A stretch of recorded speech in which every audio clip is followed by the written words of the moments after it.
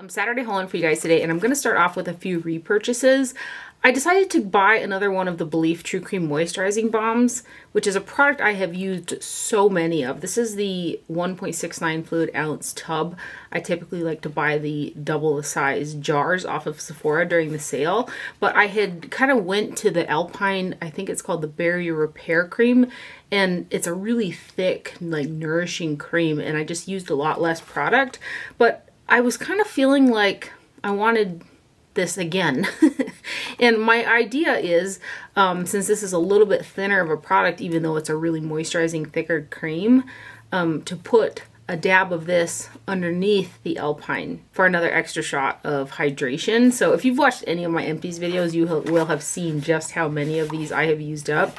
There's the Aqua Balm. This one is the moisturizing balm. It's a heavier, thicker cream. It's not heavy for as moisturizing as it is to me, at least, especially in comparison to the Alpine, which is thicker. So I bought it again because I want to layer them, but this is also a product that I have loved and used for a really long time. It says on here, it retains moisture for 48 hours, 50 milliliter, 1.69 fluid ounce jar, and I believe this is made in Korea, yes. And this is what the jar looks like. So I just got this and I am looking forward to using it underneath the Alpine tonight. I also grabbed another one of the Maybelline Lash Sensational Fireworks Mascara. I had hauled this originally a few weeks ago. I bought it at Walmart, but I had a coupon at Ulta and I really like this product. I like how much product is in the tube.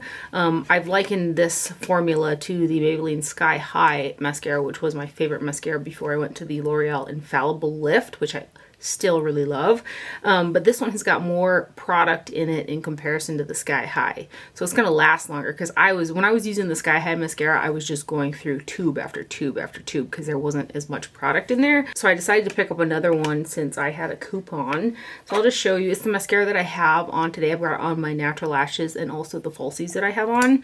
It's got one of the kind of rubber bristles. It's thicker and not quite as long as the Sky High, to my recollect. Do I have a Sky High here? Yes, I do. There's a wand comparison right there. So it's shorter and a little bit thicker, and it's not like quite as like cone or tapered as the Sky High. So just a really nice formula though as well. I do have to use like 3 coats as opposed to 2 with the L'Oreal Infallible, but it lasts really well. It doesn't like flake or smudge on me. It's just a really good mascara. It's got a pretty tube too. I also bought 2 of the new shades of the Dior Rosy Glow blushes. Originally these, when these blushes came out, they were kind of releasing some little limited edition ones, and now it's kind of part of the range. So I was like hunting because I had got a blush that was 003, and I was like, well, if there's a 003, there has to be a 2 and a 1. So I kind of tracked down these like more limited edition shades. At the time, this was a few years ago, but now they've kind of become more mainstream, and they came out with some new colors as well, but these are some of my favorite blushes. So I got 061 Poppy Coral, and this is actually the blush that I have got on my cheeks today, kind of a little bit on my forehead, nose, and on my chin as well. And so there's 0.15 ounces of product, or 4.4 grams, and these are made in France. So here is the box packaging. I love that you can kind of tell the color through the lid. This isn't, here, I'll open it right here. So you can see that this is the color right here. You're not actually seeing the product through the cap. These blushes, like when I swatch them, they probably won't look as wonderful swatched. The formula is a little bit more stiff. I prefer to use a natural bristle brush with it. But there's something about the ease of use because they're not like so pigmented and soft that you end up with too much blush on your face. So I actually gravitate towards Cherry frequently. I will actually swatch that one along with another one just so you can see a few of the shades together. But this is a little bit lighter than Cherry, and it's a beautiful, beautiful color. So again, the swatches don't look like as impressive as some blushes, but the ease of use and them on the skin is really, really pretty. If you use like a too soft brush or a brush that might have a little bit of moisture, say from foundation or something, you're gonna glaze over it a little bit and get some hard pan. So that's also something to kind of make note of. If that ever happens to me, I just take like a little spoolie and work the product off the top. But the shade right here is, again, the Poppy Coral shade. Super nice compact packaging as well. The amount of product is just kind of in there. There's not like a waste of space, you know, which I really enjoy that. So the other shade that I absolutely had to have is Pink Lilac 063. Same amount of product, also made in France. This is a beautiful lilac pink. I used to have to hunt to try to find shades like this. Now they're a lot more readily available, which is nice because I just really love this shade.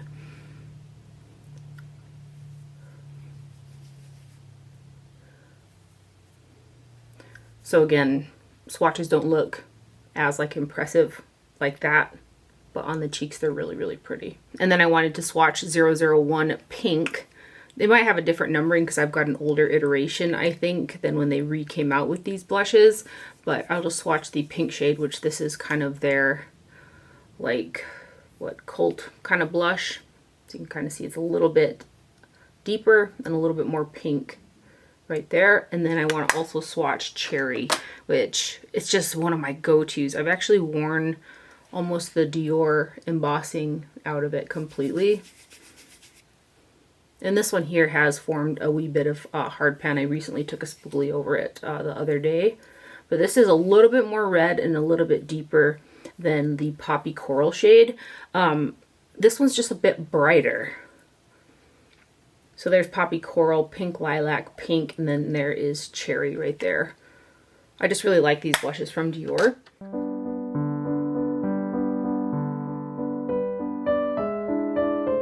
And then I bought some products from Natasha Denona. I kept looking at their new skincare infused glow beautifier highlighting bouncy face powder.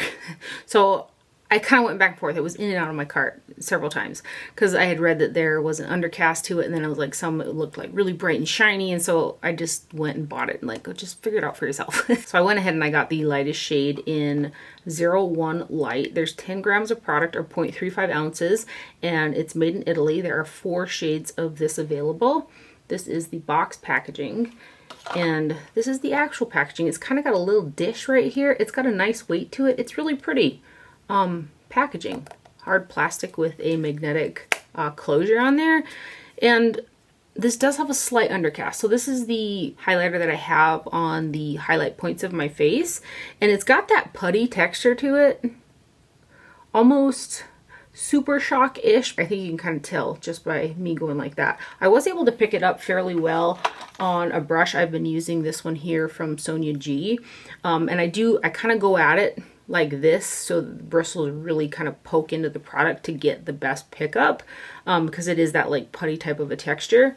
And there is, did I mention that already? There is a slight undercast to it, but when it's in the light, and it's probably even hard to see on camera, the undercast, because I'm in front of these lights, the shine is so pretty. I would liken it to like a metallic. It almost reminds me of what's that? There's a ColourPop Super Shock highlighter. I should try to find it real quick. Flexitarian. I'm actually going to swatch this next to this one because this is a much more affordable version, and I feel like they're quite similar. If anything, maybe the Natasha Denona is a little bit more shiny, but again, it has an undercast. Flexitarian on me doesn't have an undercast. So let me go ahead and swatch this guy for you. Again, this is the 01 Light. I did just get this. I can't attest to like the skincare claims or anything like that. Look at that shine.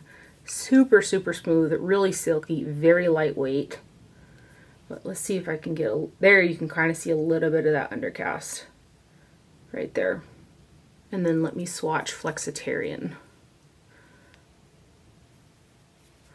Yeah, so if you wanted to get this because it was so shiny but were kind of upset because of the undercast, go with ColourPop Flexitarian because it's got that same high shine and it doesn't have that undercast to it.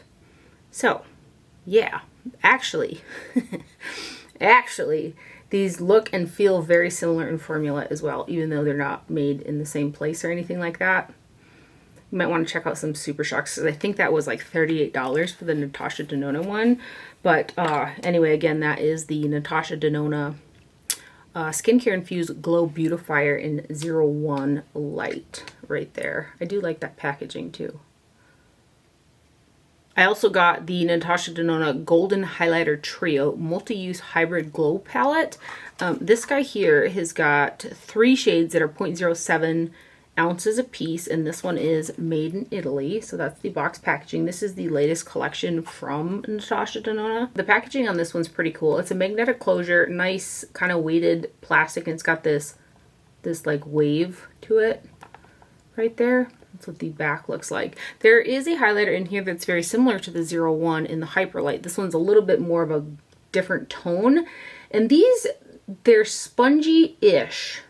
They're not as squishy as the, what did I call this? The Skincare Infused Glow Beautifier. Not quite as spongy as that. Oh, this shade just completely fell out of the palette. So at least we can see that it's poured on a grid plastic. I am not happy about that. Dang it. Okay, I'll just have to try to glue that back in or something. But anyway, back to this formulation. It's not quite as spongy or super shock-ish as that other highlighter that I just showed you from Natasha Denona. It's a little bit more firm, but it still has some squish to it. And these are all really high shine as well. It is a multi-use palette is what they're calling it. So I was trying to figure out how to use, I might use these deeper shades, because this one also, even though it's nice and shiny and bright, it does have just the slightest undercast to it. I can get away with it, but it is there. I just set that down so I don't like tip it over again. But at least you can see these compared to that other one and also that Super Shock right there.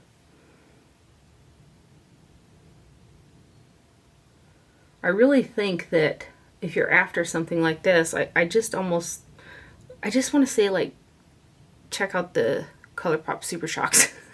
They're just so much more affordable. And to be honest, you know, I bought this, but I'm not sure exactly how I'm going to use these two deeper shades. Probably as eyeshadow, because I don't like something that shiny as a bronzer. I may do it though. I might just try it as a bronzer. This one here, eyeshadow. Yeah. So considering I have this and this, I really didn't need this. But I got it anyway. I got it for you guys so I can swatch it so you can see it. So this is the Natasha Denona Golden Highlighter Trio. Right there. It's these guys. I also bought the new Golden palette from Natasha Denona, part of that same collection as the little face trio there. This guy has got 18.9 grams or 0.66 ounces of product.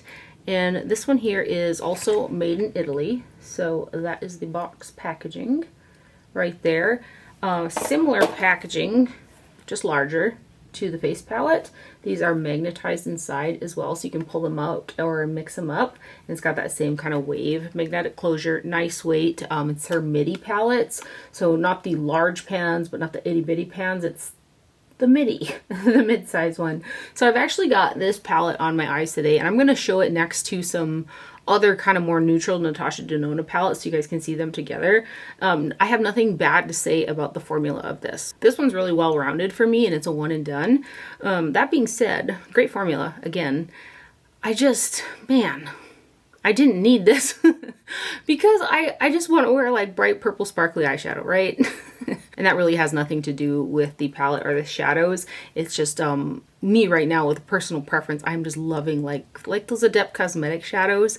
They're so like sparkly and vibrant and duochrome and stuff like that. So this taking it back a notch is a little bit more tame. You know what I mean? So again, nothing against the palette. It's a great neutral, warm palette. And I like that there are some shades in other Natasha Denona palettes that I can like put in here to add a bit of interest, or I could pull these out and mix them up with other magnetic shadows. Both the Adept ones are magnetic, and then like the Cleona or something like that. So let me go ahead and give you guys some swatches. If you like neutral, whoa, went out of focus there.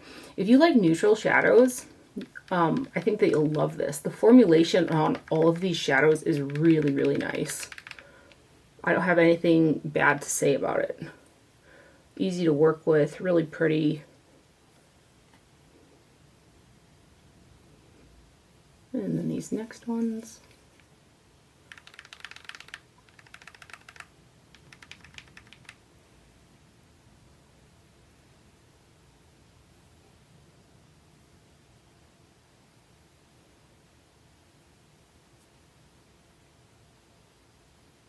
I do think that the satin mattes or the creamy matte formula has gotten way, way better. They're not as like hard to pick up on a brush or hard to work with. They're just a really, really nice formula, the newer ones, which there are a few of those in here.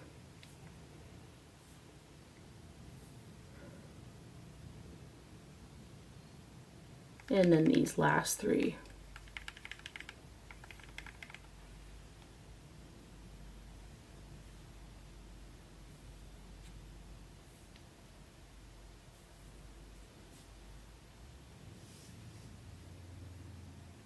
So there are the swatches right there. Again, it's the new golden palette. Now let me hold it up next to a couple other palettes. Here it is next to the bronze palette, the glam palette, the I Need a Nude palette, the Biba palette, and then the gold palette. I actually like the little bit of extra interest that's in the gold palette in comparison to the golden palette, which is a little bit more monotone, I would say. But there are some similar shades between the two. So again, that is the golden palette. And then I got in one PR package from Pixi. They sent over this little set right here of really pretty pink products. I have tried both of these products in the past, and I actually really like this On the Glow blush shade. I actually like 3 of the shades on the lips as well, but this is the On the Glow blush in Fleur, which I'll swatch in a minute, and then also the lip glow in Fleur as well. And I actually went through, I believe, an entire one of these, or either it was almost gone and then I lost it. But I absolutely love this product. It's a really, really, really pretty baby pink. It's very nourishing on the lips as well, and it's also easy to wear in my opinion. So let me go ahead and swatch those for you. So here is the lip product right here. It's just a really good pink. It does have a slight bit of mint menthol kind of scent to it. I don't really notice a ton of tingling or anything like that on the lips. It's just kind of fresh feeling. So that is the lip glow in Fleur. And then here's the On the Glow blush in Fleur as well. You kind of twist it up. It looks like a deodorant stick. This is such a beautiful cream blush shade. Really, really pretty pink. Again, I've worn this on the lips as well. So those are the 2 pretty pink products that were in the Pixi PR box, and a huge thank you to Pixi for sending that over. And that's actually everything that I have for the haul today. I hope that you guys enjoyed it and found it helpful. Thank you for watching. Do not forget to wear sunscreen, and I will see you guys later. Bye!